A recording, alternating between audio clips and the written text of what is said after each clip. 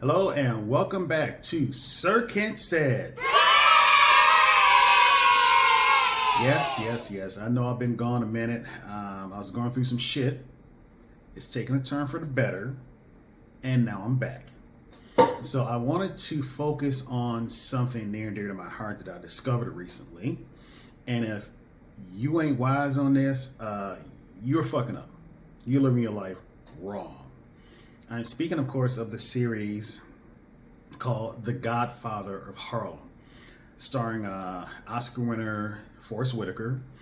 It was a series created by Epix that was later picked up for its third season by MGM Plus, which is now available on Amazon Prime. It's an edition that costs about $5 or $6. For this and one other series, definitely for this, I would pick it up for that and then just cancel it once you're finished watching it. But it tells the story of a cat named, and this is a real life story, Ellsworth Raymond Johnson, which I would change my name to Bumpy to Ellsworth. Oh my God. Ew! Born in 1905, died in 1968. A lot of people died when I was born. After he got out of Alcatraz, he went in as a mobster. He came out as a mobster. He went back to Harlem and saw how the Italian mafia were not only running his own streets, but had addicted his people to heroin. So he came up with the bright idea that if anybody's going to make a profit off of his people's suffering, it's gonna be him. The and fuck? The entire series revolves around his battles and outsmarting and outmaneuvering the Italian mob until he took over the entire drug scene in Harlem.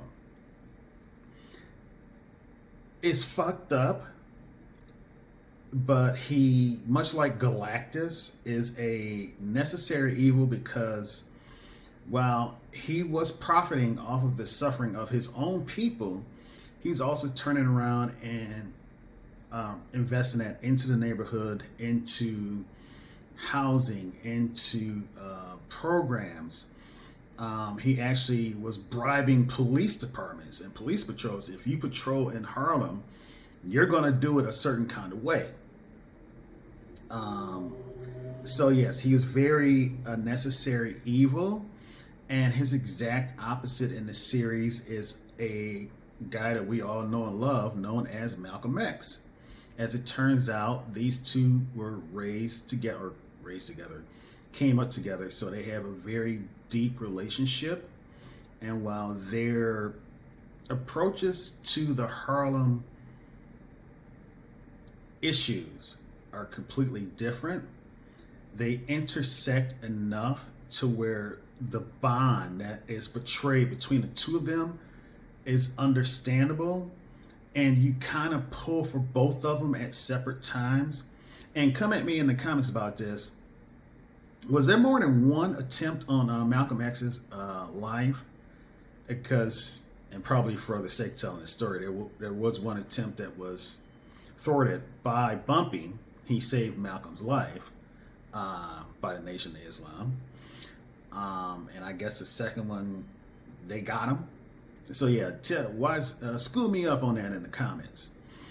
I will say this, that the guy playing Malcolm X is a striking resemblance to the actual Malcolm X. I mean, look at this. Dude looks straight up like him, right? I'm not crazy. I'm not the only one seeing it, right?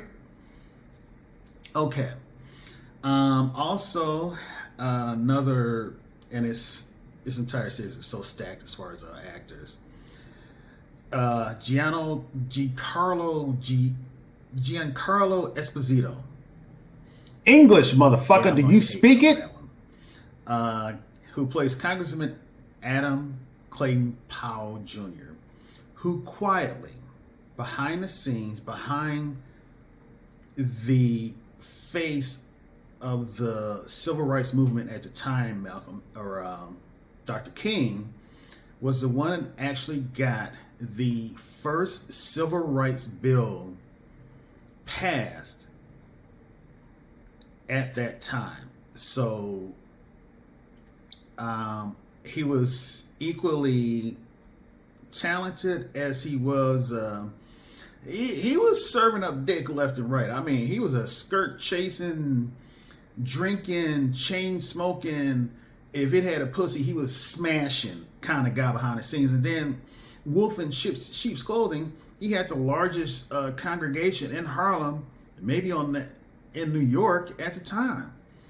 So yeah, he was an interesting cat, to say the least. And Esposito, because I'm going to murder his first name again, played him very, very well. I am going to give this series a 10 out of 10.